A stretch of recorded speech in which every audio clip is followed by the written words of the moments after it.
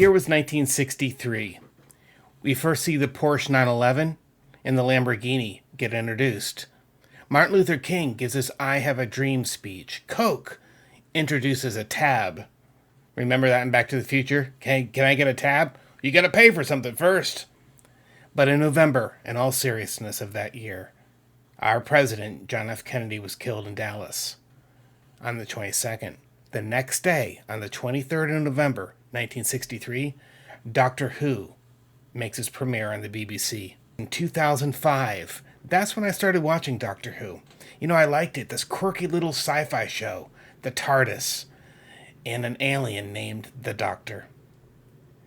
But it wasn't until 2010, 5 years later, I'd been watching, I liked the show, but I fell in love and I became a huge fan when Matt Smith became the Doctor and Stephen Moffat began showrunning, producing, and writing so many great episodes. Of course, his companions Amy Pond, Rory Williams, and River Song. They worked together to make what I believe is the best Doctor Who that we've ever seen. I love Doctor Who, and it being a family show. My kids and I watched it together. We all still love it to this day. But having that experience with your children, okay? And having something that's safe and wholesome for them, exciting and packed with adventure, but actually working a lot of times at a theoretical level, right? Scientific or sci-fi theory, to where I can start meditating on some of these cool ideas, whatever they might be. You know, that's what I love, is to ponder the unknown with regard to science fiction. It's my favorite thing in the world, or I should say universe or dimension. It's my favorite thing. And Doctor Who has been one of those great gateways through which I've been able to explore a lot of really cool sci-fi ideas. But on an enjoyment level, acting level, writing, and, you know, for their budgets, man, the shows still hold up really well. It's gold. It's gold. It was a special thing and a special time, and I miss it.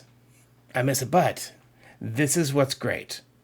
That just because a show is, quote, old, 15 years old, that doesn't matter, though, does it? When you can stream it at any time, by the way, all of these episodes are available on Max. All right, on HBO Max. Everything that I've mentioned today is available on HBO Max, or you might own it already, or you can buy it. But that's the greatest thing, though. There's no such thing as a rerun anymore. There's no such thing as something that's old, because everything is new again. The second you press play on that streaming service to watch a certain episode or binge an entire season, you're getting it fresh in that moment in high definition and surround sound, as if it were being broadcast live 15 years ago. And that's the really amazing part and the really amazing aspect of the era in which we live, is that all of this stuff is available and we can talk about it as if it aired last night on the BBC. You know, we can talk about the Pandorica and the Big Bang, you know, those two great episodes, as if they just aired last week. We can talk about it that way because guess what? For you and I, we can watch it anytime. We're also going to do a quiz, so pay attention. It's going to be a little quiz at the end. So guys, thank you so much for joining me. I'm Eric. This is all about Doctor Who. Let's jump in that time stream together. Let's get in the TARDIS, and let's go.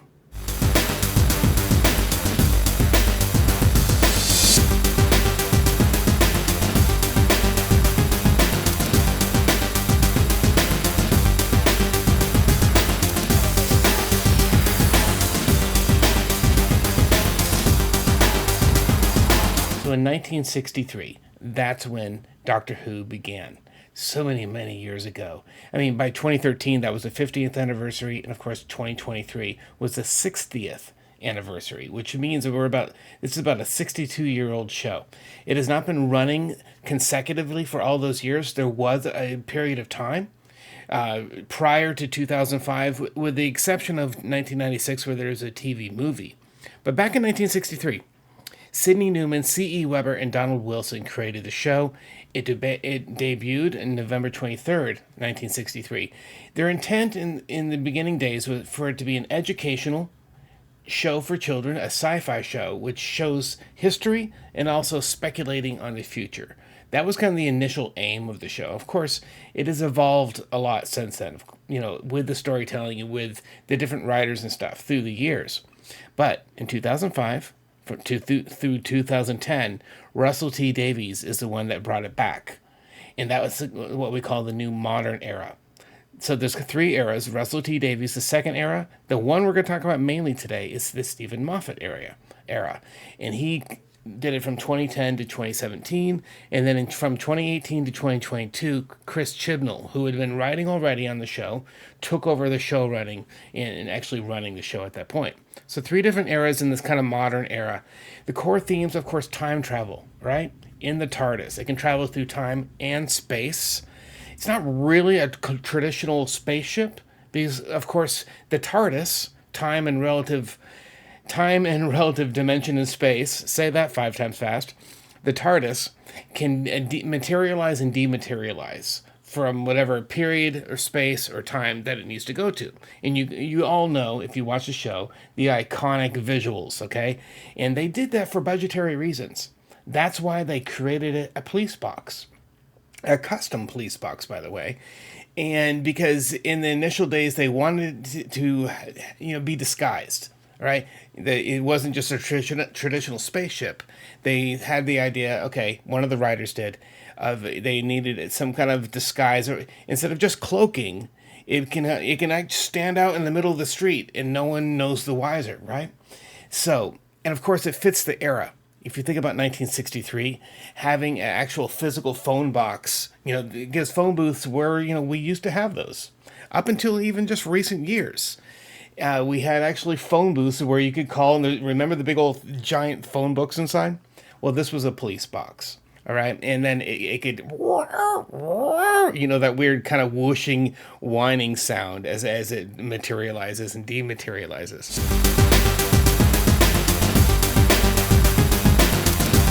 The Doctor is a Time Lord, and he can regenerate. So if he happens to be dying or is close to death for whatever reason, and really this is a mechanism through which they can introduce and have introduced many different actors through the years to play the Doctor. With this as a story mechanic in the regeneration process, a big theme also in Doctor Who is resisting tyranny.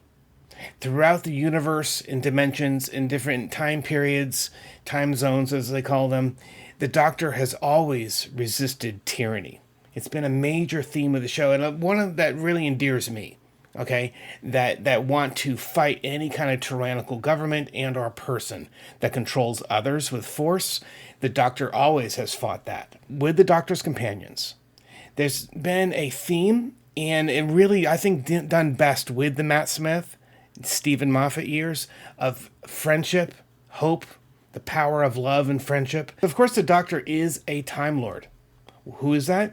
This is an alien race, very powerful, very advanced in their scientific knowledge, and these Time Lords have the ability to regenerate, and they're from a planet called Gallifrey.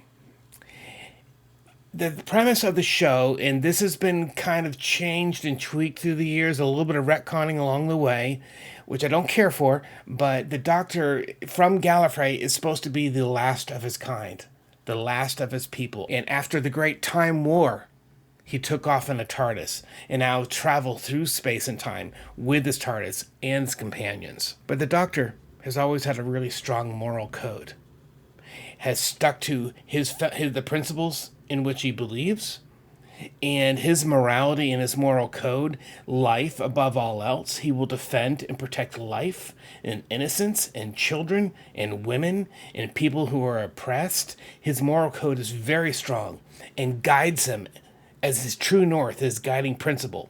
I love that about the Doctor. And especially we see this with the Matt Smith years, especially really well. And of course, yes, we've mentioned all the companions he travels with.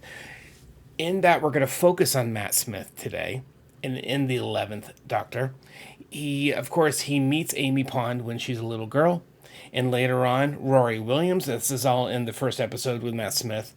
And then eventually we meet River Song. And there's a really big secret, several secrets surrounding River Song, and which is just so beautifully played out over the course of Matt Smith's tenure Because of time travel, you can introduce what wouldn't be possible in any other way. For instance, when you meet your daughter, officially meet her daughter as a person, she's actually older than you.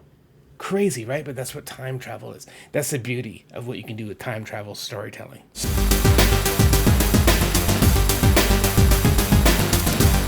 My son made this for me several years ago. It's a TARDIS he made out of Legos. I cherish this. Such a cool thing. And of course, the TARDIS has evolved through the years. It's changed a little bit. The color blue has changed. At one point, they added the sign up front, a specific sign. But yeah, the TARDIS has evolved, and the Doctor, of course, and the show itself have evolved or regenerated.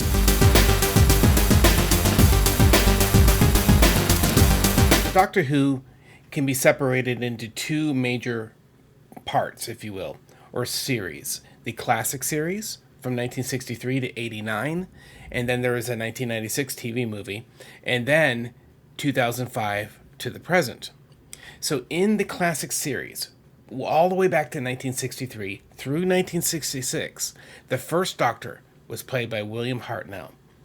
The second Doctor, Patrick Troughton, 1966 to 1969. The third Doctor, John Pertwee, from 70 to 74, year I was born. The fourth Doctor, Tom Baker, from 74 to 81. The fifth Doctor, Peter Davison, from 82 to 84. The sixth Doctor, Colin Baker, from 84 to 86. The seventh Doctor, Sylvester McCoy, from 87 to 89. And that's where there was a hiatus, save for the 1996 movie, where the eighth Doctor was played by Paul McGann. Fast forward to 2005, when the show was resurrected and brought back. Now, along the way, if you look at the linear timeline of everything, there is the War Doctor, who is played by John Hurt, and that was in a 2013 special for the 50th anniversary, so we will mention him as part of the modern series, even though his character kind of harkens back to the very beginning of the Time Lord's time on Gallifrey and when he left Gallifrey during the Time War. But really starting the modern series, starting in 2005, is the Ninth Doctor by Christopher Eccleston. In 2005, he did one season. And then the 10th Doctor, David Tennant, we all know him well, from 2005 to 2010. They brought him back in 22 for a couple of specials. That's the 10th Doctor. The one that we're going to focus on mainly today, my favorite, and who I believe is the best Doctor, Matt Smith, from 2010 to 2013. The 11th Doctor. In the 12th Doctor, Peter Capaldi, from 2013 to 2017.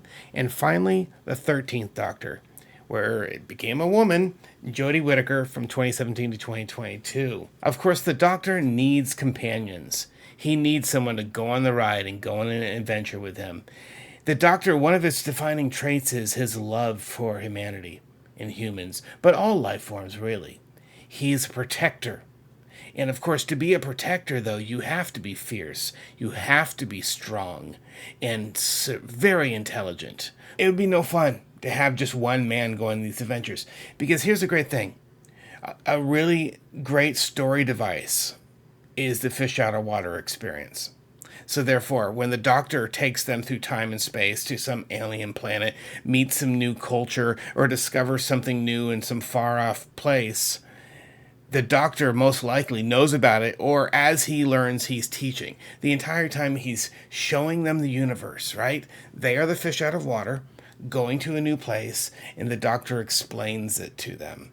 And as he explains it to his companions, he's explaining it to us. So that's why it's such a great story tool, this fish out of water thing. So bringing companion along, hey, this is this alien race, and oh, they want this, and this is where they live, but you know what, we need to protect them. All the while the companions are learning this, all right, they're going along for the ride. But you and me, we're going along for the ride. We're, through their eyes, are learning what they're learning in that moment.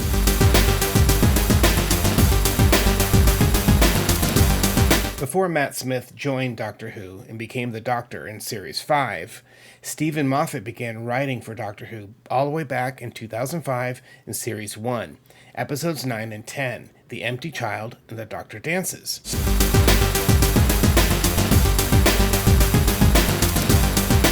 And then in Series 2, The Girl in the Fireplace. Fantastic episode.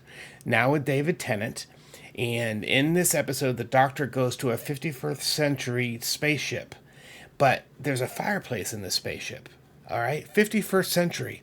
Thousands of years from where we are now. And through the fireplace is a princess of France from the 18th century. So there's actually a time portal through this fireplace from the 51st century to the 8th. It's an emotional roller coaster for the Doctor. Fantastic episode, Series 2, Episode 4, The Girl in the Fireplace.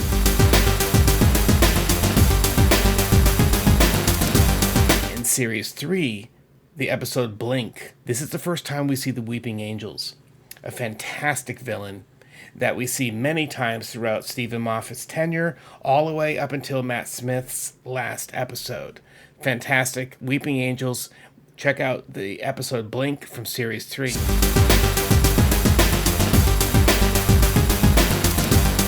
In Series 4, Stephen Moffat written episodes, again with David Tennant as the Doctor, Silence in the Library, Episode 8, and Episode 9, The Forest of the Dead. This is the first time we see River Song. River Song is such a cool character, and she becomes so integral to the Doctor's story. As time travelers, the kind of hook and premise of in the quirky thing between the Doctor and River Song, the relationship, is that they're traveling kind of opposite directions through time, if you will. So at this point in time, the Doctor's never met her before. Who are you? I'm River Song. Well, she has known him for many years because in her personal timeline, she's been through all these different adventures. However, at the end of this timeline, after all these years knowing the Doctor, this is when she first meets him. Therefore, this is the first time he's met her. Their relationship is new, and he's going the other way. And somewhere they kind of meet in the middle, and things really sparks start to fly. But I love that about time travel. And as they're both time travelers, they're traveling in the opposite directions. The first time we see her, Episode 8 and 9, Silence in the Library, Forest of the Dead, Series 4.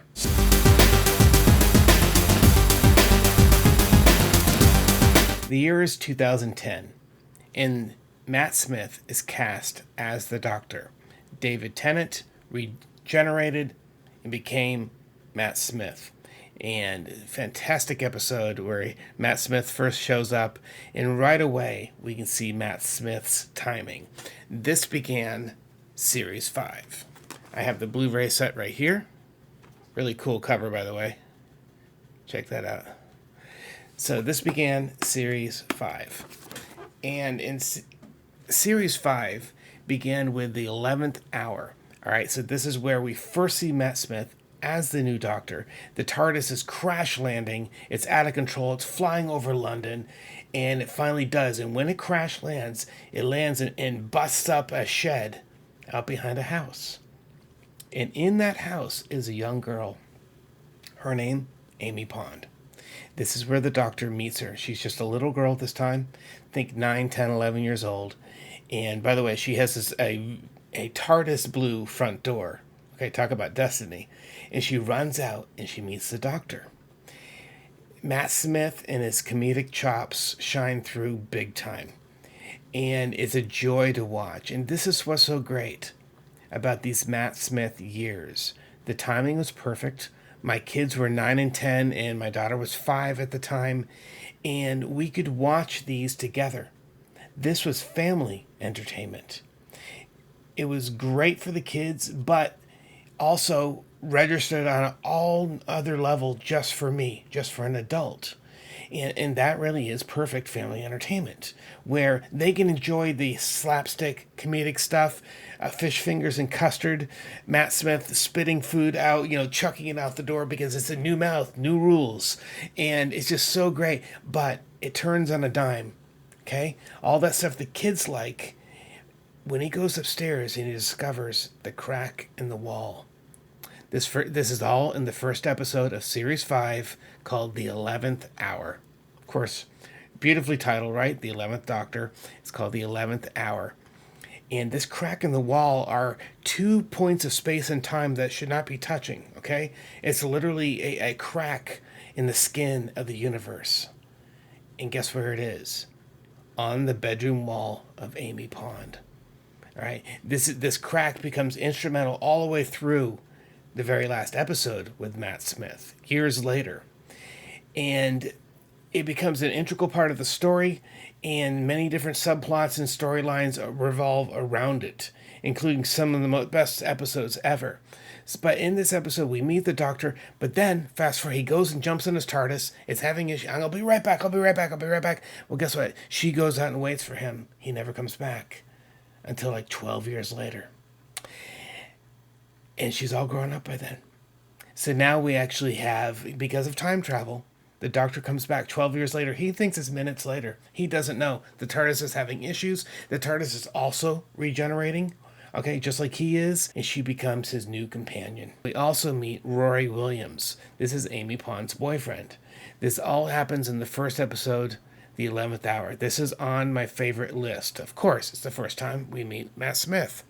In episode 2, The Beast Below, a spaceship, which is basically an ark for all of London or England, and you can actually see like the London and English cityscape on top of this thing. But in The Beast Below, we find out that basically like a space whale is it transporting all of England through space, but they're using cruel methods, and this is a key part of Doctor Who, of the Doctor's personality, is that he doesn't want to see others suffer. And when he sees an injustice, and when he sees brutality, again, or tyranny happening upon a creature or any persons or peoples, he will fight for them. The third episode takes place in the past during World War II. This is the first time we meet Winston Churchill. Fantastic actor plays him. And this is called Victory of the Daleks, where they end up fighting Daleks in World War II. Time of the Angels and Flesh and Stone.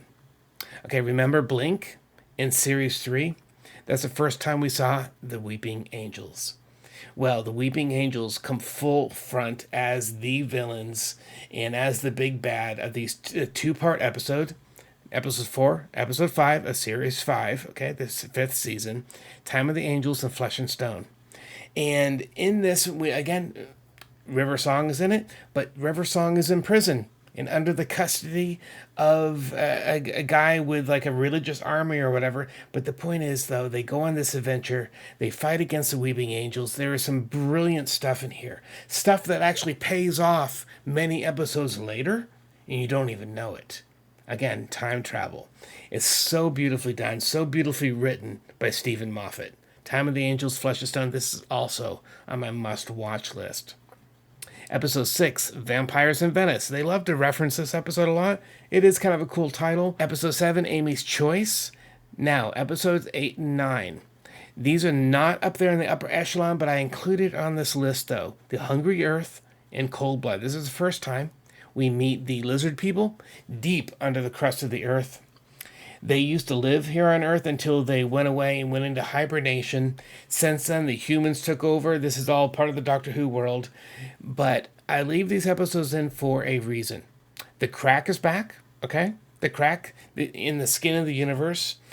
That is back, and we lose Rory Williams in this episode, in the Cold Blood, in part 2 of this two-parter. That's why I left this in here, because that's important. Because fast forward to episode 10, brilliant episode. I can't watch this episode without crying.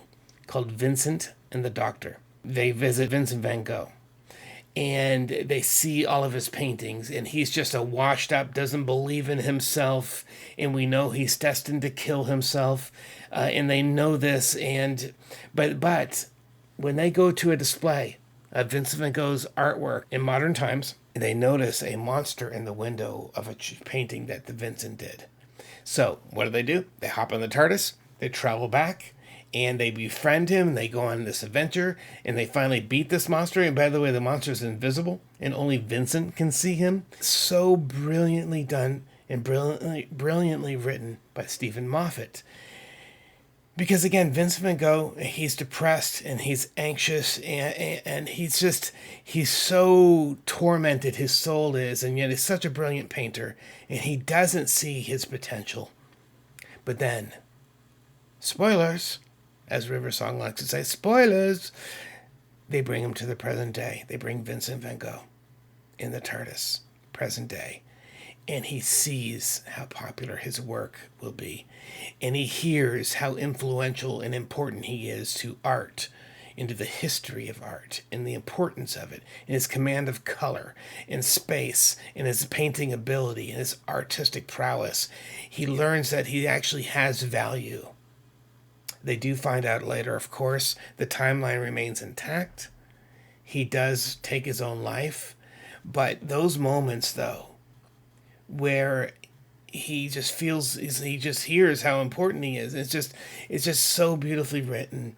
It'll bring you to tears, at least it does me. Vincent and the Doctor, episode 10.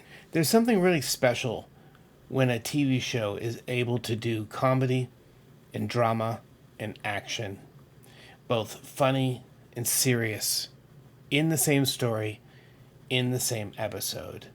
When you can pull that off, and having it be real in all cases and instances, then there's something special there. Another show that does this fairly well is 12 Monkeys. 12 Monkeys has the ability to do action and family drama and comedy, all wrapped up in with one beautiful bow in one episode. Well, Doctor Who is able to do this as well. In one of the funny episodes, though, that is mostly comedic and it's beautifully done, James Corden is actually the co-star of this episode. Yes, that James Corden from Into the Woods, the movie. He also, of course, had an American TV show here for a while. The Doctor is stuck and the TARDIS is away and Amy's stuck on that and he has to get lodging. That's why it's called The Lodger. And he rents a room and he brings James Corden a bag full of cash. And it's just really funny. And James Corden's beginning to wonder, like, is this guy a dealer? Well, it ends up, though, that the Doctor has to share who he is.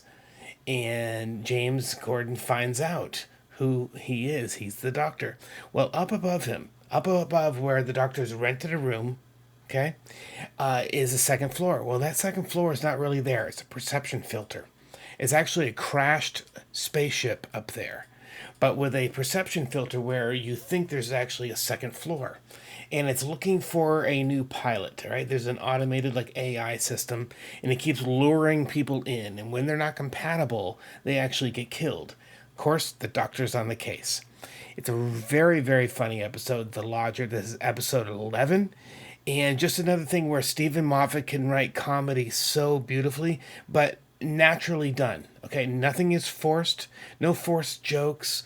It's just comedic moments, but so beautifully acted by Matt Smith. Matt Smith and his physical comedy and his ability to do comedy is just amazing. He's literally one of the best actors of his generation, Matt Smith, and I'm going to say that here and now. I truly believe it. Following this, though, another two-parter to finish off the season, episode 12 and episode 13. The Pandorica Opens, episode 12, and episode 13, The Big Bang. This is where the crack in the universe comes in, but also they find out that there's been a massive explosion. And Vincent is brought back into the story fold at this point, where Vincent actually paints a painting of the TARDIS exploding. And on the TARDIS, in the little window, right, where he's actually painted time and space coordinates. This brings River Song into the story. So we have River Song, we have Amy, and we don't have Rory yet, but then Rory joins as well, because remember, Rory got erased back at Cold Blood by the crack. He was absorbed, and literally when the crack in space and time, when it grabs you, you are deleted from all space and time. You were never born. So if you were never born, that causality plays out. Okay, now the Doctor does remember, but Amy never knew a Rory until she did again. But these two episodes are two of my very favorite. They go on location to Stonehenge, and there's a big showdown there. But what is the Pandorica? Well, what does it sound like? The Pandora's box. Well, the enemies of the Doctor believe that they are saving themselves and the universe by locking the Doctor in the Pandorica, this perfect prison. And there's the technology in here is just unfathomably advanced. Okay, there's time locks, and there's different things. There's regeneration fields, and it's the perfect prison to put who they consider the most dangerous person in the universe. They consider the Doctor to be the most dangerous.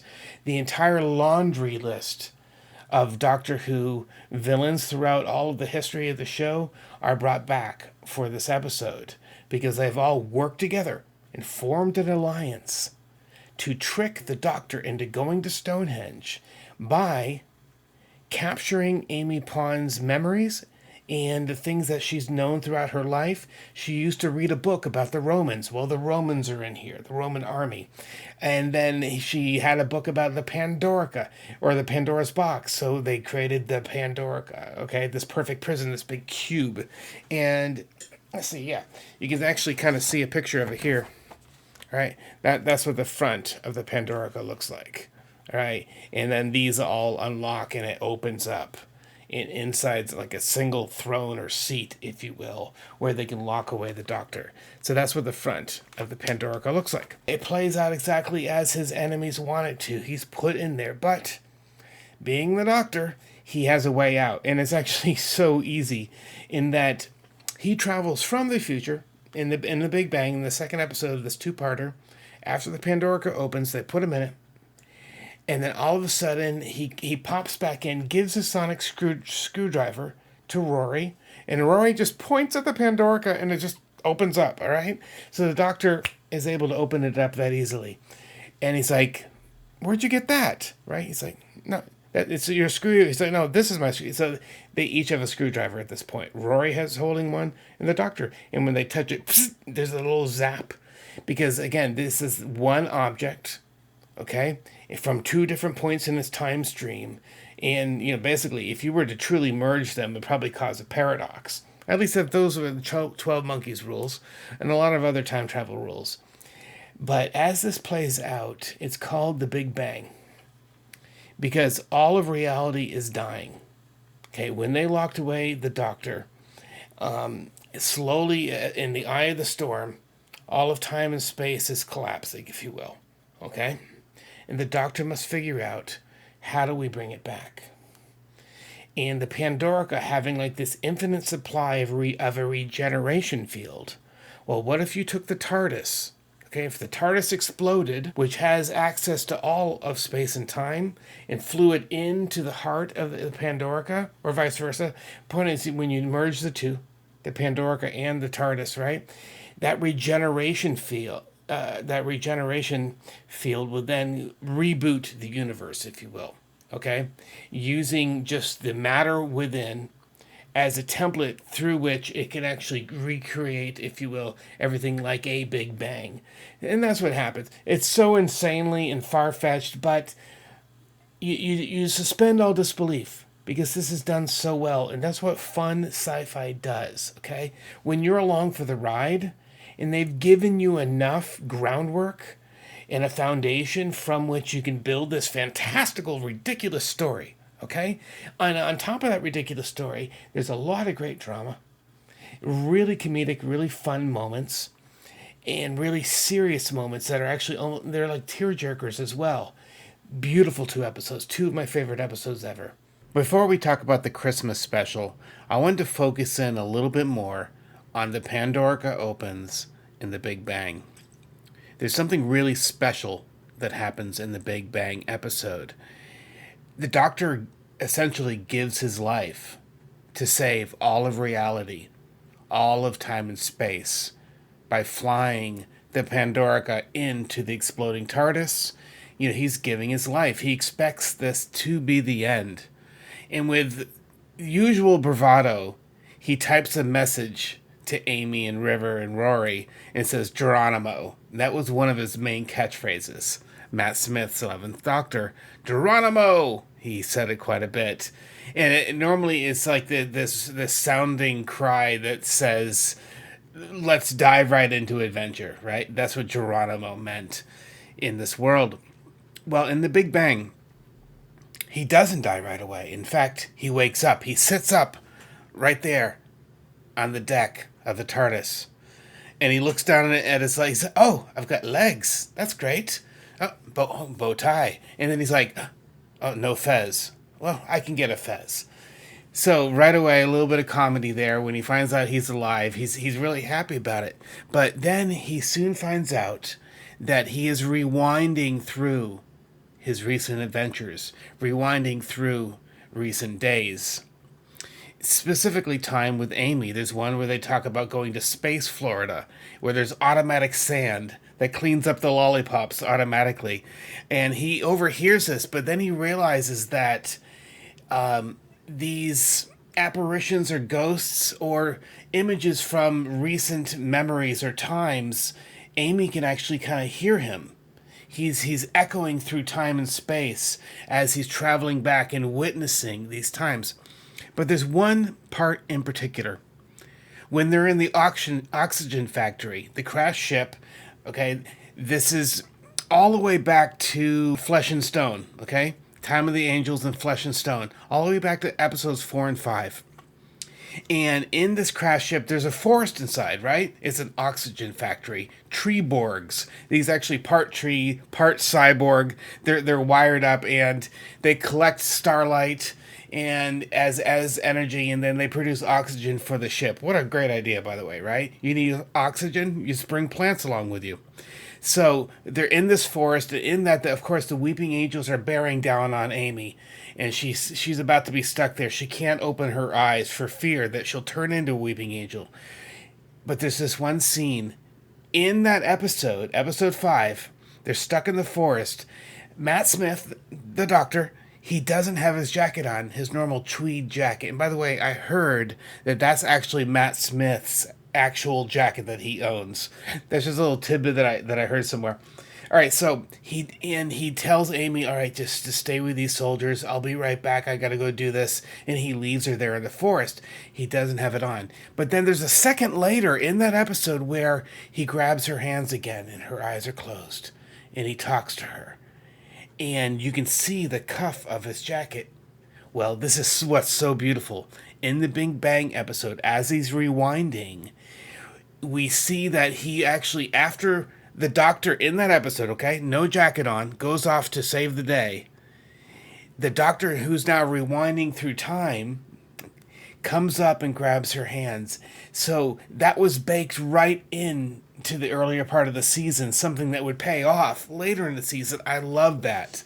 I love a big picture storytelling, especially with time travel, where you can plant an Easter egg. You don't know what you're seeing in the moment, typically, or you're at least a little confused if you're looking for continuity, like, he has a jacket on, he didn't before. But in this, though, it plays so beautifully that he's traveling back through time, and he tells Amy that she needs to hold on and trust him more than ever. That's really special, but beyond that, though, in the final moments, okay, before the crack is closing, right? This crack, two parts of space and time that shouldn't be touching, before the crack closes completely and he has to kind of basically go into the light, he sits by the bedside of young Amy Pond as she sleeps. This is the night that she waited for him, basically rewinding the clock all the way back to the 11th hour. All right, episode 1 of season 5, Matt Smith's first episode. Well, the payoff is in the season finale, we revisit that night and add all new color to it, a brand new context. And he sits there next to her bed. This is where I say Matt Smith is one of the greatest actors of this generation. Secondly, the greatest doctor that we've ever had in Doctor Who. Because Matt Smith, the actor, is only in his mid to late 20s at this point. 26, 27 years old. However, as he's conveying this story to her and as he's talking to her as she sleeps, he's kind of giving a monologue. You can feel the weight of 900 plus years. He's an old man. He's an ancient man trapped in a young man's body. And that is the crux of what the 11th Doctor is. But you can see every nuance of all these years where he's given everything all the way to the end, where he's giving his life and his existence in order to save all of greater existence and reality. But you can feel that in his words. And he talks about the TARDIS, and he talks about her and how, he came to her in but this box, right? This something new and old at the same time. That's the TARDIS. It's very old, but it's constantly renewing itself. It's new and old at the same time. It's also the bluest blue you can imagine. And it's something borrowed as well. This is so great because, yes, he does go into the crack, okay, after this beautiful monologue. And he's gone. Next thing we know, Amy wakes up and she has parents for the first time. She hasn't had them her whole life because the crack has been absorbing that from her. And she wakes up and she's like, "Oh, you're my mom," and "Oh, you're my little dad." And Amy and Rory do get married at the end of the Big Bang. We don't see the ceremony, but we see the dinner afterward. And she feels like something's missing. And all of a sudden she gets a wedding present. And the wedding present is a notebook that looks like the TARDIS. Right? This is from River Song. It's kind of a way to jog her memory. And in this new reality, a rebooted existence, okay? Big Bang 2. In this new reality, she had an imaginary friend, the Raggedy Doctor, but he was never really, really real as he was in the previous because he was erased from time. When he went into the crack, he was erased. He, quote, had never been born, but he told her that night, okay, the weight of 900 years, you could feel how ancient he was, and yet a young man was talking. He told her that we're never really gone as long as someone remembers us. And that really is key. Our memories serve as anchor points, as ways for us to connect and remember that time actually passes. Without our memories, every day would be new, right? You'd have short-term memory and no long-term memory. And imagine that, like, we'd never feel the weight of all these years and have all these learned experiences, and the good and the bad, and the things that we've done wrong that we've tried to make amends for and do better. All those life experiences that we go through are all baked into our memories and inform and create who we are in this present moment. Well, she realizes this. And there at the wedding dinner, she tells her dad to be quiet. He's about to do some jokes, right? And then she's like, "I remember you, Raggedy Man."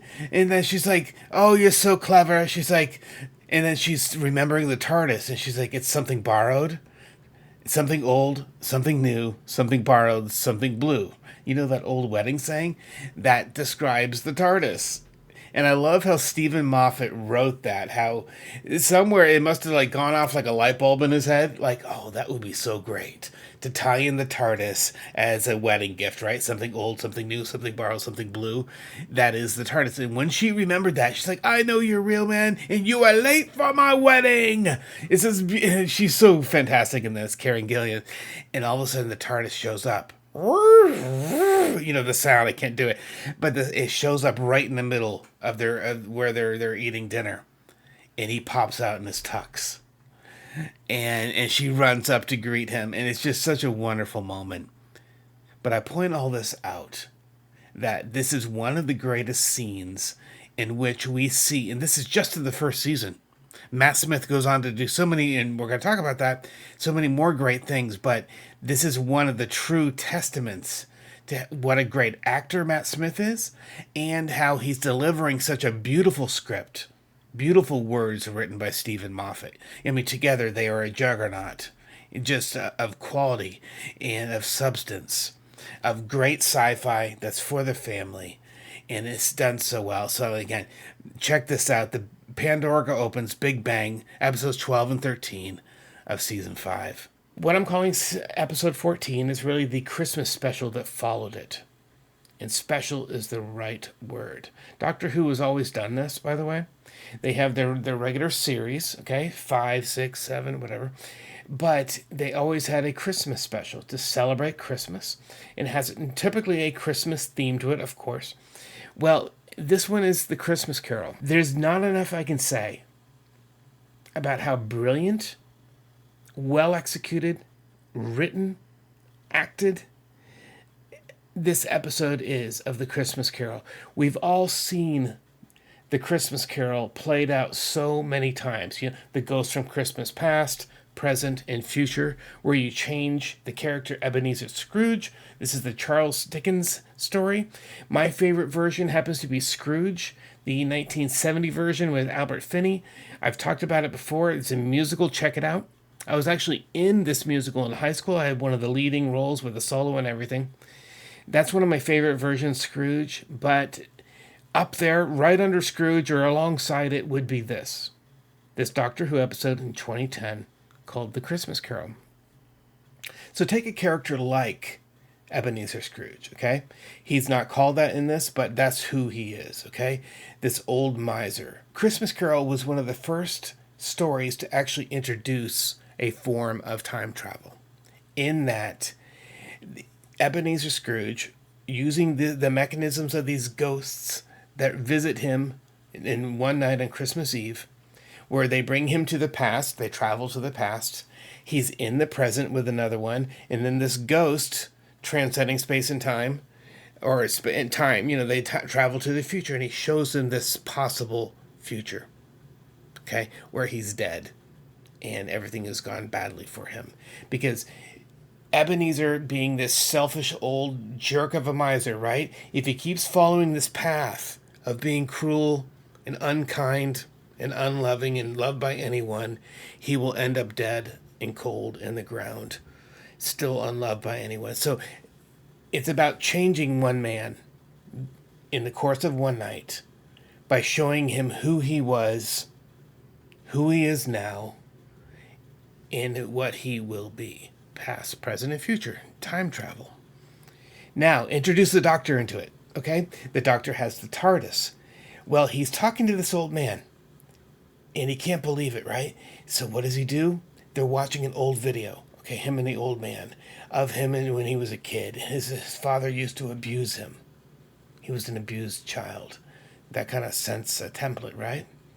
That can, if not course corrected, that can actually lead to becoming a cruel person yourself. It can, in a lot of instances. It doesn't always, of course, but so what does the Doctor do? He jumps in the TARDIS, and the very video they're watching from the past, okay, so imagine an old home movie you're watching, and you're with the Doctor. The Doctor jumps in his TARDIS. He jumps out during the recording, so all of a sudden, the man you were just talking to in the room, okay, is in the video you're watching now. So the point is, he begins linking the past and the present together and showing him. And here's what's great. When he travels back to when this old grump of a man was a boy, he shows that boy a better way. And he shows him love, and he shows him kindness. And what does that do? When you start changing that little boy's life in the past, it'll begin changing the man in the future. It's that causality. Okay, that's what time travel does, and that's what time does, right? The choice and experiences we have throughout time inform who we will be. So he begins changing the man, okay, during the course of his life, starting as a boy, as he gets older, and showing him the miracle of Christmas. And the boy finds love and falls in love with a girl. And the old man is watching this happen and experiencing new memories. He's being changed in real time as the Doctor is visiting him in his youth. You just got to watch it. And all my words right now can't convey how special a story, how special an adaptation of The Christmas Carol this is. This is high on the to-do list for Matt Smith and Stephen Moffat. Christmas Carol, the Christmas special from 2010. It's following season 5 before season 6. Do check it out. It'll bring you to tears. You'll have fun along the way. And it's truly thought-provoking. And it makes you think about your own life, your own past, and how the things that I've gone through have informed who I am now. And imagine tweaking a few things along the way. Would I be different now? Yes. Is that good or is that bad? But it's just so beautifully done. Do check it out. Christmas Carol. Following Series 5, Matt Smith as the Doctor, Stephen Moffat writing, producing, running the show. Okay, this is this Matt Smith, Stephen Moffat years. During Season 5, the ones we just talked about, something major happened. Doctor Who became a global phenomenon. Ratings were through the roof. You don't have to take my word for it that I believe Matt Smith is the best and Stephen Moffat is the best showrunner and writer of Doctor Who, but around the globe, and especially here in the U.S., Doctor Who took off like never before and gained a massive, massive audience. Wide, I mean, it just, Doctor Who blew up everywhere. Just blew up. It was everywhere. So going into Season 6, this was known. And this is what's so cool. For the first time, they brought the production of Doctor Who to the U.S. And they actually shot here in America. Like out in New Mexico and out that way, out west. They shot here in America.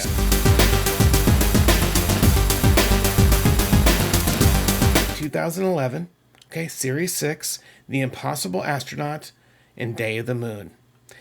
This is where the Silents come in. A fantastic villain. And this villain actually has the ability to make you forget. Okay, they mess with your memory, so you could be looking at them, and then when you turn away, you forgot that you just saw this really creepy looking nasty monster, right? And so much so that we find out during The Impossible Astronaut and Day of the Moon that the Silents have been running things, have been influencing history, governments and peoples for millennia. Because after you forget, the Silents with hypnotic suggestion can actually steer the course of history. Fantastic villain. Amazing. Again, hats off to Stephen Moffat. So this is Series 6. This is my Blu-ray set of Series 6. Really cool cover here. Matt Smith, okay? You can see his his sonic screwdriver down here. Now, Mark Sheppard, who played Crawley from Supernatural, plays Canton, Delaware. And he plays a fantastic role in this. And they have an actor who's also playing Richard Nixon. And there's a scene in the Oval Office, and it's done so well. And Matt Smith is just great. And he wants a fez again. And by the way, another iconic look for the Doctor is the fez that he wears in Series 5. And in Series 6, to start this off, like I have in my autographed picture back here, the Doctor wears a Stetson, which he gets from James Corden's character in Series 5, okay, because those events led up to these events, and he gets the Stetson from him when he's the lodger, and then he's wearing it out west when they shoot here in America. Okay, so this is my toy of Matt Smith during that time. All right, so Canton, Delaware. What's great is there's a scene in which, back in the 60s, okay, in 69, they work with Canton and President Nixon, and the Doctor has this insanely crazy but amazing plan, all right, using Neil Armstrong's foot, and to actually broadcast a message from the moonlander back to the States, so like 500 million people. Point is, part of this whole plan, though, we see the end result of that, where Mark Sheppard's dad, his real-life dad, plays the older Canton, okay? So Mark Sheppard plays him in 69, but in 2011, we have Mark Sheppard's real-life dad, so he looks just like him, all right? And it's just beautifully done. No makeup, his dad plays it. You'll see. But The Impossible Astronaut why is it called that? Well, an astronaut walks out of Lake Silencio, okay, the silent lake, and this astronaut walks out and basically shoots the Doctor dead with some kind of laser beam or ray that comes out of the suit itself. So obviously alien tech here. And they actually burn the Doctor's body. Next thing they know, they're running into the Doctor in a diner, where he's gone out to find his favorite straw, which adds more fizz. This Doctor, though, is about 100-ish years older. I mean, so the Doctor that died is about 900-ish years old, and this one is like 9. Anyway, it's like 70, 80 years have passed for the Doctor that they go on the adventure with. So, fantastic two episodes, taking on the silence. How do you take on an enemy that makes you forget them the moment you look away? They've got a plan for that. The Doctor has an app for that. It's actually it's a psychic link to a little recorder that you press in your palm, right? So when you see the silence, you press it and go, I'm looking at him now. He's here in the room with me. So you look away. You forgot about him. I don't remember the silence, right? But your hand is blinking, little red blink. And you press it in this nano recorder, okay? Tied to your... You can actually... It's like, yeah, I just saw him in the room. It's fantastic, these two episodes, and they have these marks on them, using a Sharpie pen, and they're crossing off little cross hatches, 1, 2, 3, 4, with a line through it, They've got these marks all over them, because they need to put these marks on them to remember how many silence were surrounding them. It's a way to try to remember the enemy that's surrounding you. So well done. These first two episodes of Series 6, Impossible Astronaut, Day of the Moon. And I may not have mentioned it before, but all of these episodes are available on Max, okay, HBO Max. If you have that service, you can get them there. As you've seen, I own the Blu-rays. These may still be available if you want to look for them, all right, entire Blu-ray sets of the series. And in addition to that, I own them on, Vudu or another streaming service where you can buy videos. I actually own them digitally as well. I've covered my bases, as you can imagine. Now, here is a picture right here on disc 2. There's a picture of the silence. Creepy, right? So I forgot that they had one of their pictures on there. And by the way, there's River Song. You see there? And we got Amy and Rory in the back.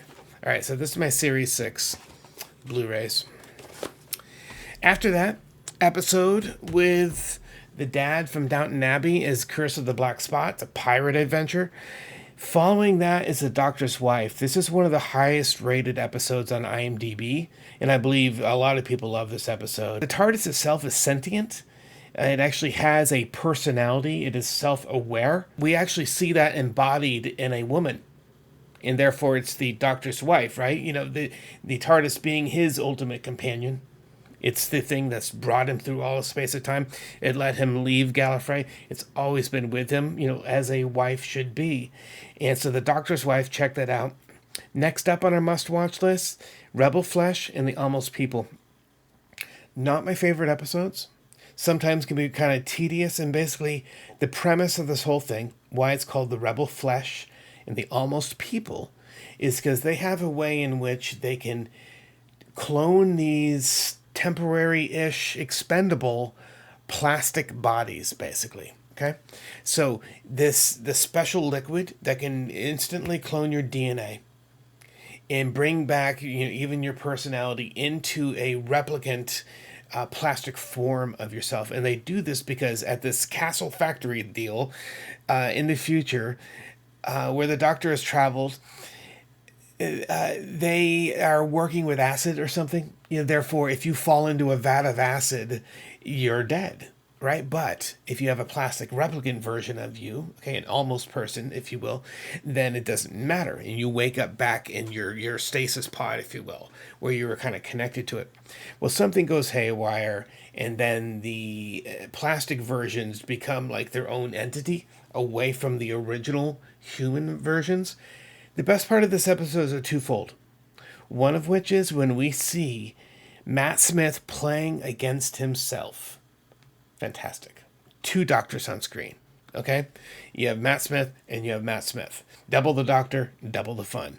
So that's one of the best parts. The other best part is that by the end of these 2 episodes, we find out the Doctor's figured out, based on some scans and based on just observation and evidence.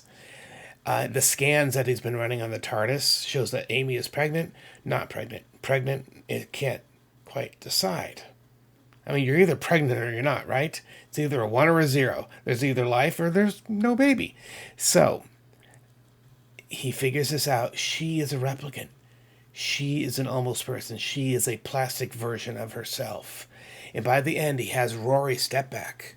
Okay, this is why I keep these 2 episodes in the must-watch list. He steps back at the end of Almost People, episode 5.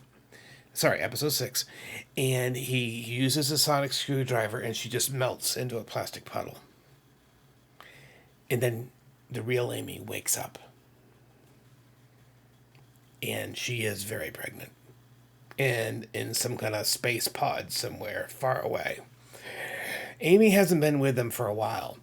So that's really big. That's why I leave these 2 episodes in, because they lay the groundwork for a major story arc. Okay? That, Amy hasn't been with them for a while. And that leads straight into the fact that they find this out. Oh, Matt Smith, the doctor, and of course Rory, her husband, not happy about this one. And basically they go to war. This next episode, episode 7, is called A Good Man Goes to War, that being the doctor. One of the lines in this episode is, he will rise to his highest height and then fall to his lowest low. And on this asteroid, occupied by an enemy force, these people who are keeping her captive, she has had the baby. All right, she gave birth to a beautiful baby girl, and a Melanie Pond. All right, her name is Melanie Pond.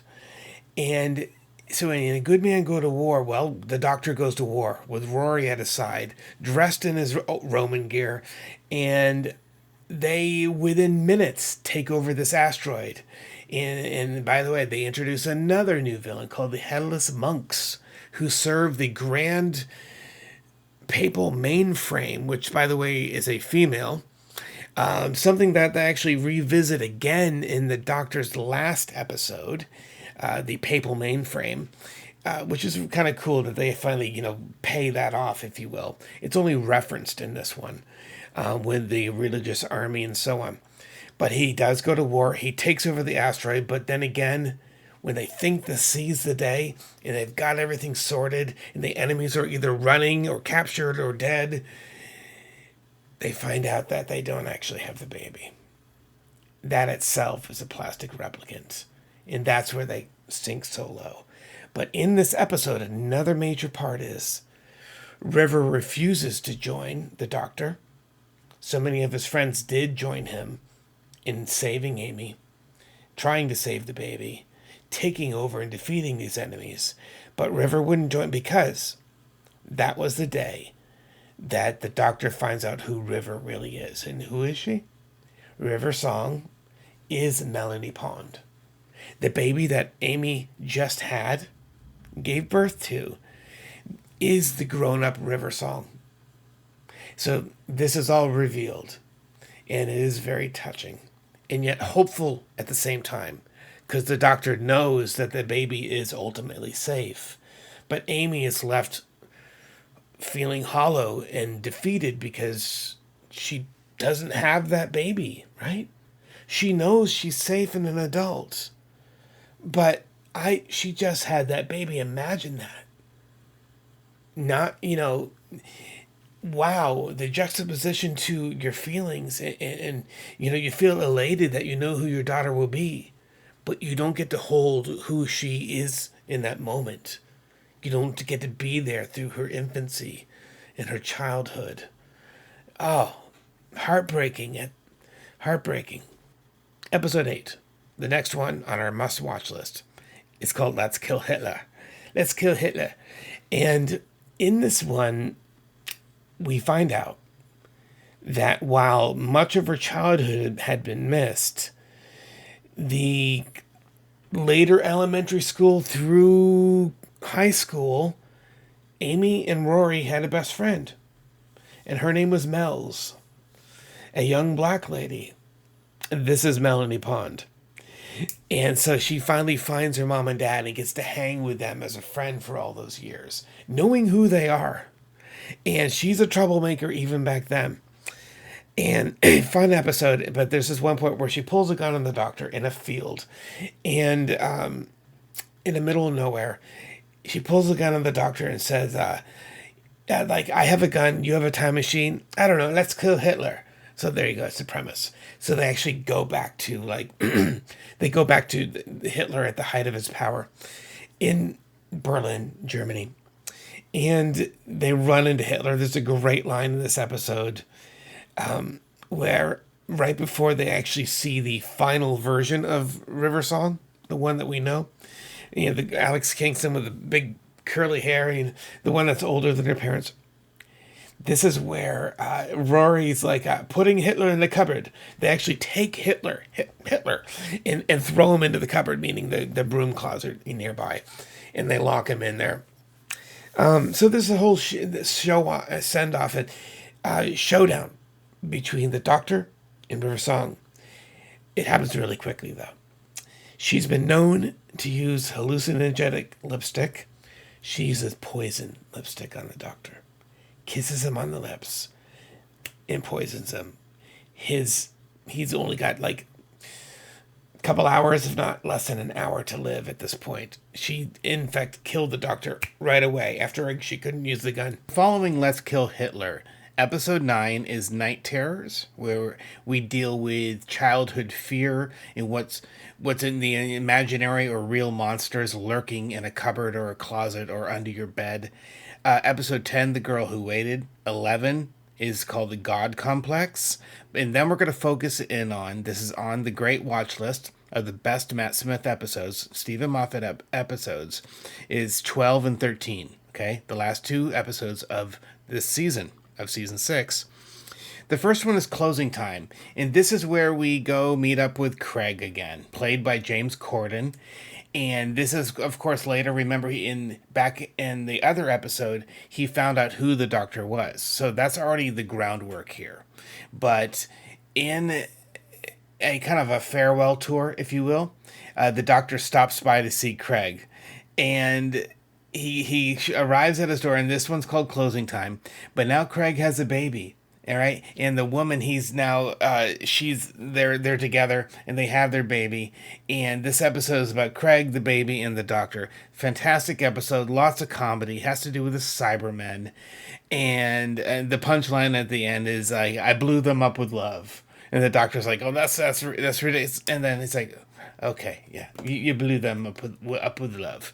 So that's Closing Time, fantastic episode, and in that episode is where Matt Smith gets his next headgear, and that's where he gets his Stetson. He actually gets this from Craig. Of course, this goes back to the Impossible Astronaut, circling all the way back to the first of the season. Okay, Impossible Astronaut, Day of the Moon, where he's wearing his Stetson. All right, I wear a Stetson now. Stetsons are cool. By the way, you can see his little. Can you see his little? There's his screwdriver. Right there. Okay, so he gets a Stetson from Craig in Closing Time. It's a great little episode. Again, I really enjoyed the episodes with the Doctor and Craig. And this time, the baby is adorable, little Alfie, but the Doctor supposedly talks and speaks baby language. He's like, he prefers to be called Stormageddon, Lord Ruler of them all, or something like that. And then then the Doctor says, yes, Craig, he calls you not Mom. In fact, I'm not Mom, and everyone else are peasants. So the baby obviously has this kind of, this huge ego. It's fantastic. It's so well done. And then, by the way, this one, he's in a shop, like a department store. And Craig's like, you got a job? He's like, yeah, I saw a job. And it's fantastic how the Doctor, of course, is working in a toy department at the department store because of what's going on there in the community and stuff. Well, the Doctor and Craig do save the day. Then, following that, we go right into the wedding of River Song. This is where, again, we circle all the way back to Impossible Astronaut. But in this version of things, there's this whole setup, by the way, before I get to that, this whole setup where the Doctor's touring around and visiting people, having to do with the silence, and making a comeback once again that we saw in Let's Kill Hitler is the shape-shifting robot. Okay, it can shapeshift, but also it has miniaturized people in it. Meaning there's a compression field inside where people are miniature, if you will. So the regular-sized people, but made miniature within a shape-shifting robot. That's the key element to this episode, by the way. So to the shoreline of Lake Silencio, the Impossible Astronaut, or River Song, comes out of the water. And this time, though, she discharges her weapons. instead of shooting him dead. And because, she loves the Doctor, right? She loves the Doctor. And in this episode 13, The Wedding of River Song, kind of, the title says it all, by the way. After that, though, time just freezes. Okay, it's like 5:02 in the afternoon, anyway, it's just time never moves, and all of time is happening simultaneously. So say there's pterodactyls and the Roman government, and there's pyramids, and all these things are happening simultaneously. All of history, right? Of course, and they talk about the what's his name, who Charles Dickens, who wrote The Christmas Carol. He's getting an interview with like the hosts of the Today Show. So this whole mishmash of history working together. Winston Churchill is the Holy Roman Emperor. So it's really crazy. It's kind of this big mashup of history. Then we find out, though, that the Silents are still around, and Amy and River and Rory and a whole team have been working together, and now they're all wearing these eye patches. They're called eye drives, and what they do is they have a direct connection to the memory centers of your mind, and that way, when you do look away from one of the Silence guys, you can remember them because it stores that information for you, okay? Your memory isn't wiped, it stays. That way you can actually remember what they look like, and you can remember that you just saw them. So that's why they had that lady had the eye drive. Now they all have them, and even the Doctor had to wear them. Well, they're taken to Area 52, and the pyramids in Egypt, I suppose. And in fact, this time there's an American flag on the side of one of the pyramids. And within the pyramid, they're housing a bunch of the Silents in these water tanks. This is supposed to suppress their electrical energy. Well, of course, they get out. All crap breaks loose. Amy remembers Rory. Fast forward to the end, where there is a wedding ceremony, an impromptu one. And the Doctor does marry River Song at the top of this pyramid, with Rory and Amy there, of course, to give away River Song. Okay, they give their consent and give away their daughter to the Doctor, which, by the way, makes them the mother-in-law and father-in-law to the Doctor. Time travel, okay? It's really weird stuff. So they get married, and that's all great. But then he asks her, he's like, look into my eye. And she does. And River sees that the actual Doctor is inside the pupil of the shape-shifting robot, okay? And the TARDIS is behind him, meaning he's safe inside this. And now she knows that if they do touch, time restarts, and she does kill him by the lake, by Silencio Lake, okay, in Utah. Time will start again, and things will be fixed. Well, of course, they get married, and they kiss. And that kiss starts time again. But this time, he's not killed, of course, because he's inside the shape-shifting robot. Man, spoilers! But it is a great episode. Again, Stephen Moffat writing, Matt Smith at the top of his game, the whole cast, really great stuff. So that's The Wedding of River Song, the season finale of Series 6. And then basically, technically season or episode 14 would be the Christmas special for 2011, The Doctor, the Widow, and the Wardrobe. It's a good episode. Not one of my favorite, but it's a good episode, and kind of a take off of the whole going into a box or a cupboard and going into a fantasy world. Okay, like, C.S. Lewis, Lion, the Witch, and a Wardrobe. Is that kind of vibe to it? Except this is a... Anyway, it's a cute little episode, and it is really touching, though, wherein the actions of their adventure on this other world, they end up in the time stream, and instead of the father dying in World War II, okay, that's when this takes place, and in crash landing his plane in, I forgot which river it is, but the light that he sees that can guide him through the fog and save his life is the wife piloting this spaceship through the time vortex. Anyway, when they came out, and what's great is though there's a lot of symbolism here about following the light and love in your true north, and how you can be guided out of the storm, and his life was saved. And there's this really beautiful gathering once again, the mom, dad, and the kids on Christmas Day.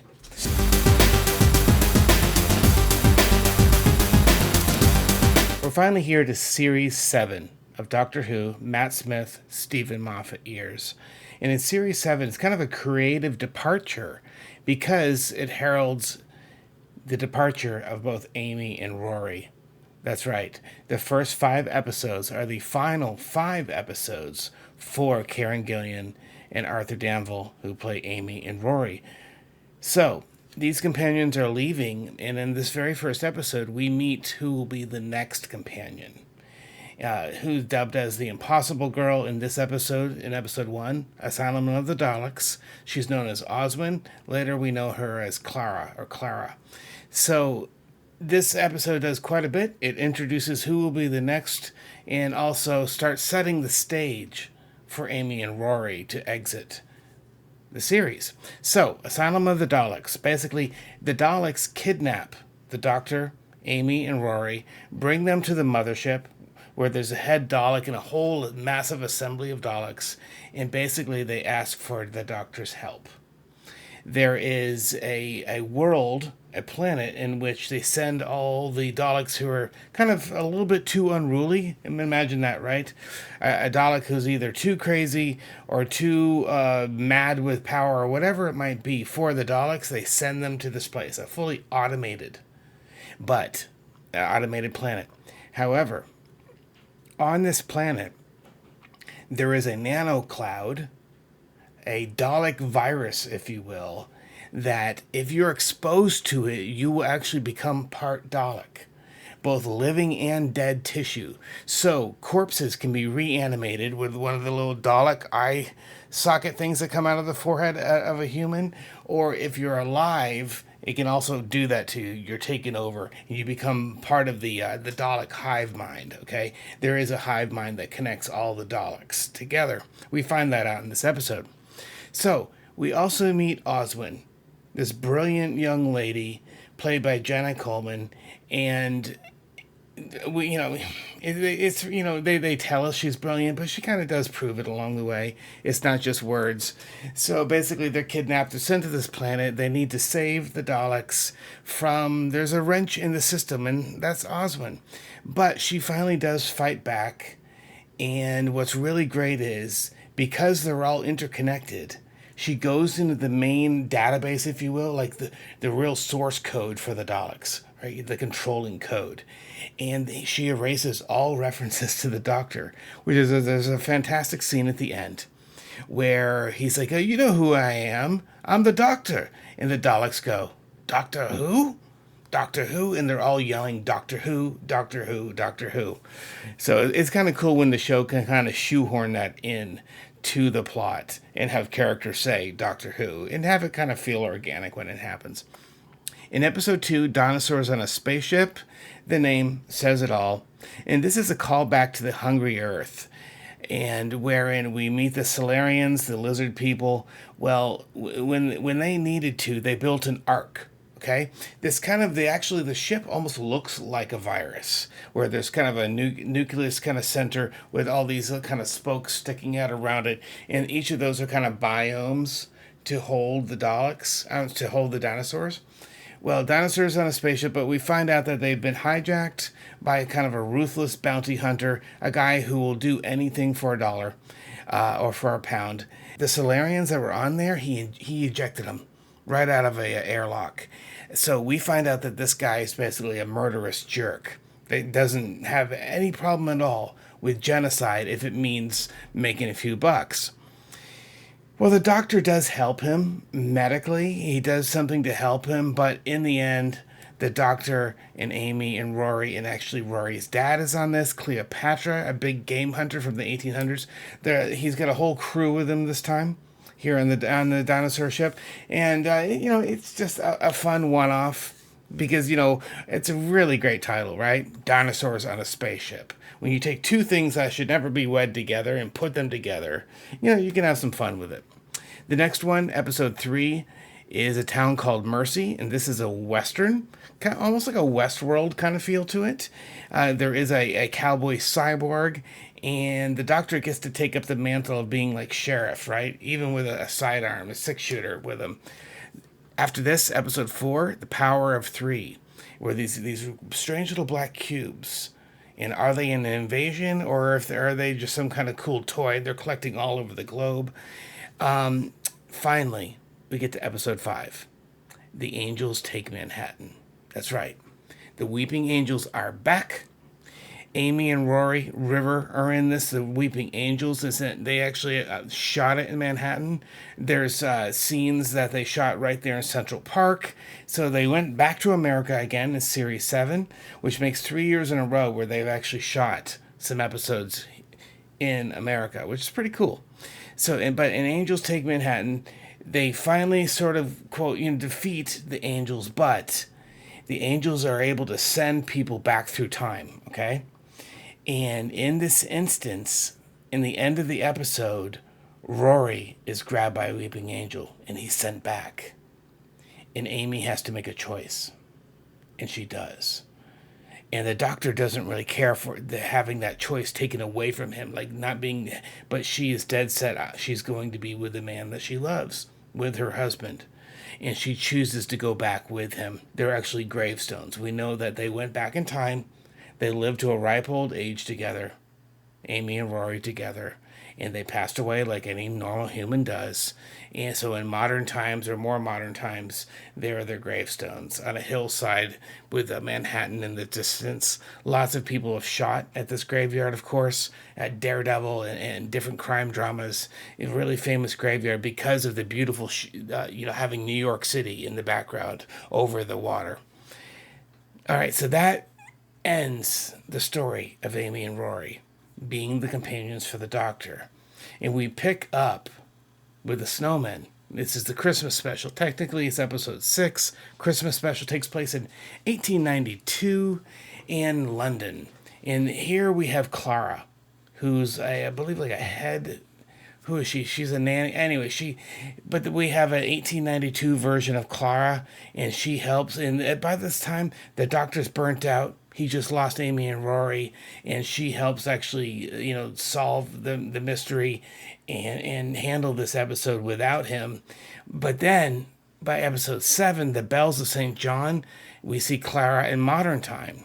And this is where he asks her to be to be his new companion. Clara's a different beast. Amy was raring to go, right? She wasn't happy that he made her wait. What would have been a minute turned out to be 12 years. And we find out in the 11th hour. But here in The Bells of St. John, Clara, she's actually going like, this is your pitch? This is what you do so people will go on your adventures. Anyway, she's kind of standoffish, more reserved that way. Stronger-willed. And of course, the Doctor is very strong-willed, so, together. But she finally, of course, becomes his new companion. Then we have episode 8, The Rings of Arcatan, Cold War. Episode 10 is Hyde, which takes place in 1974, the year I was born, in a supposedly haunted mansion. So the first 5 episodes of the Series 7 are on that watch list, right? I do that because those were the final episodes of Amy and Rory. Episode 11, Journey to the Center of the TARDIS. It's actually a really cool episode in that we learn a lot of things about the TARDIS and about what it is, how it functions, and it's just a really cool episode, Journey to the Center of the TARDIS. Of course, Clara is part of this whole adventure. And episode 12 and 13, The Crimson Horror, Nightman Silver, which is another Cyberman episode. And then episode 14, The Name of the Doctor. This is also on that watch list, a really great episode. The Doctor's friends are kidnapped, and we have Vestra and Strax in there, and of course Clara. And then the final 2 episodes on our watch list are the 50th anniversary special, where we have Matt, and we have David Tennant, and John Hurt joins them. And by the way, John Hurt, they shot this in 2013. He actually passed away in 2017. So rest in peace, John Hurt. Thank you for being the War Doctor in the Day of the Doctor. Okay, the 50th anniversary special is called Day of the Doctor. We have Matt Smith, David Tennant, and John Hurt. 3 different doctors. And by the end of it, there's like 13 doctors, including Peter Capaldi, where they all are able to send Gallifrey into a pocket universe to save it and to stop a war from happening, the Time War, which would have killed millions.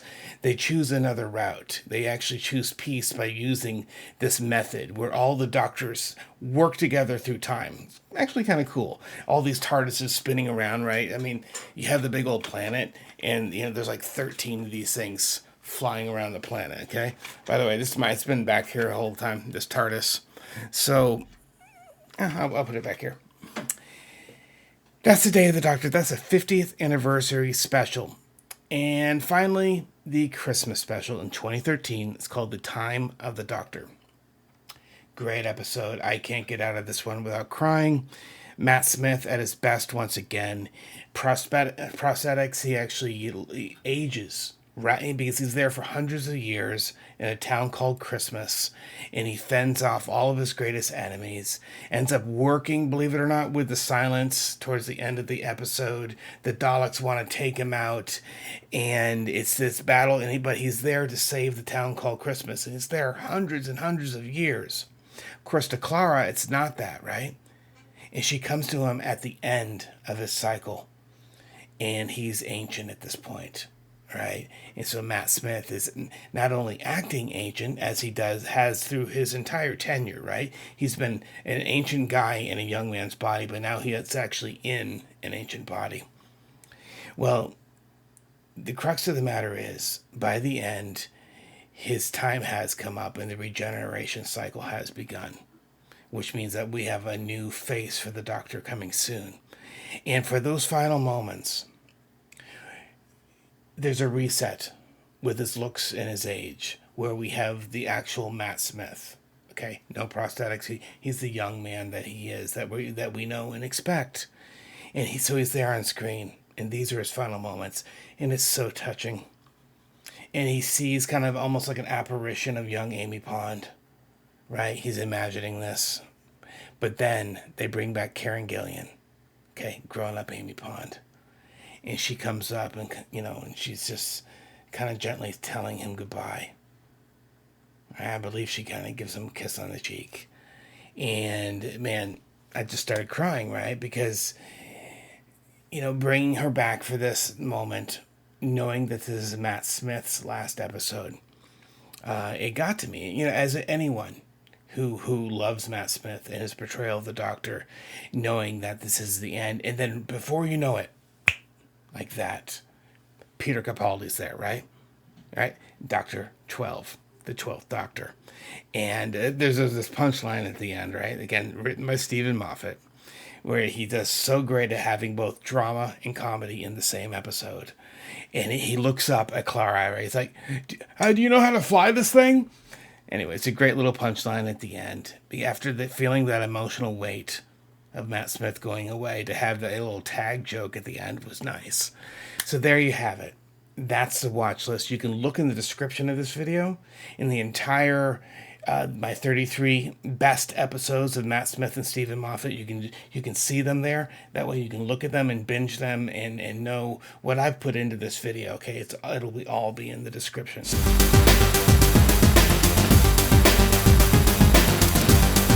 And with each regeneration of the Doctor, from 1 to 2 to 3 to all the way to 13, there have been different personality traits and styles. So the first Doctor, okay, the very first one, back in 1963, William Hartnell, was he's kind of stern and grandfatherly. The second Doctor, Patrick Troughton, was impish and clever. The third Doctor was kind of an action hero, kind of suave, John Pertwee. The fourth Doctor was eccentric and had a long scarf, right? That iconic long scarf, that was Tom Baker. The fifth Doctor was sensitive, kind of noble. This is Peter Davison. And the sixth Doctor was arrogant and flamboyant. That was Colin Baker. The seventh Doctor, mysterious and strategic. That was Sylvester McCoy. The eighth Doctor, romantic and tragic. That was Paul McGann. The War Doctor, of course, played by the late John Hurt. We mentioned him earlier. Battle-hardened, right? Because of his time during the Time War. This brings us to the ninth Doctor. Has survivor's guilt, a really sharp wit, and that's Christopher Eccleston. The 10th Doctor, of course, David Tennant, the 10th Doctor, charismatic and emotional. The 11th Doctor, quirky, and remember, he's ancient in a young body, right? Matt Smith. Where you know there's so many years piled up inside, and he just bleeds out, right? That he has been through so much. He is technically an old man, but incarnated and regenerated into the youngest body ever. I think it was like 26, Matt Smith was, when he took the role of the 11th Doctor. The 12th Doctor, gruff, but really kind-hearted, as Peter Capaldi. And finally, the 13th Doctor, optimistic and empathetic, that's Jodie Whittaker.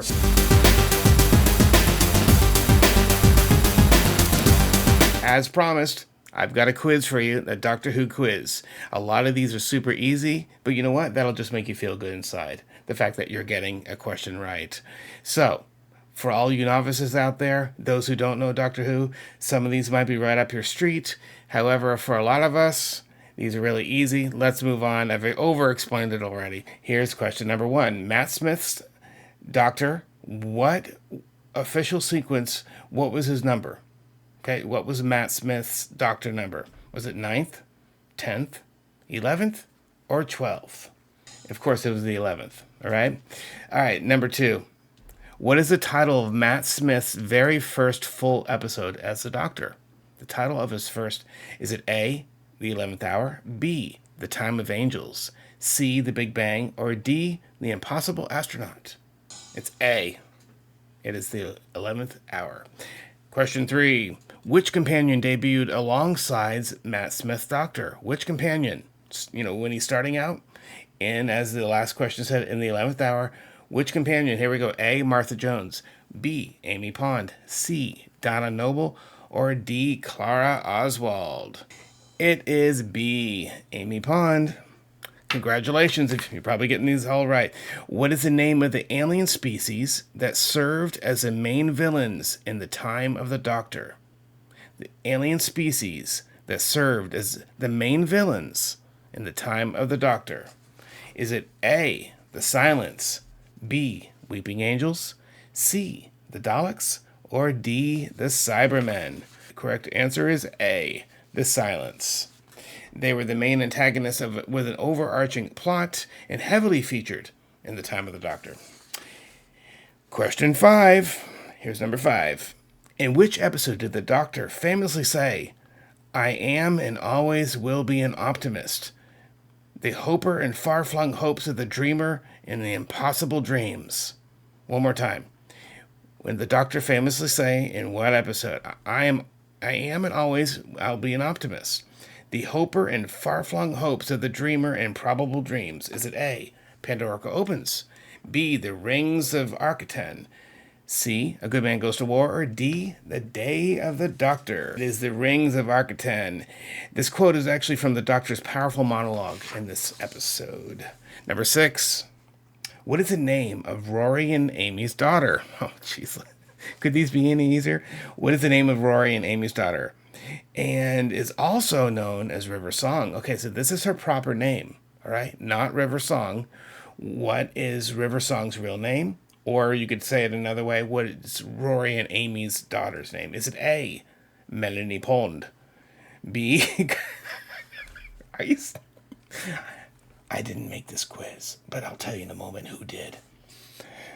Wow. Okay, A, Melanie Pond, B, Clara Oswald, C, Rose Tyler, or D, Susan Foreman? Yeah, of course, it's Melanie Pond. You know who made this quiz? All right, I'm playing around, and I thought, you know what? I'm going to try this little AI thing. Yes, that's right. It's either ChatGPT or Gemini. I said, hey, give me a Doctor Who quiz about Matt Smith years. And this is what it spit out. A quiz for morons. Okay. I'm not calling you a moron. I'm just saying, you'd have to be one to get all these wrong. That wasn't any better, was it?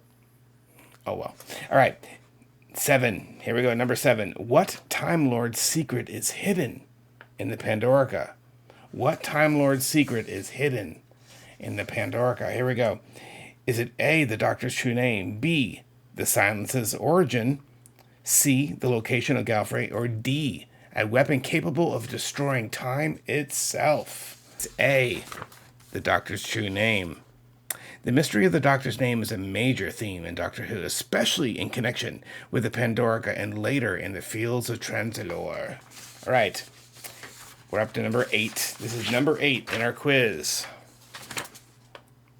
Who were the 3 main companions of the 11th Doctor across all seasons? The 3 main ones.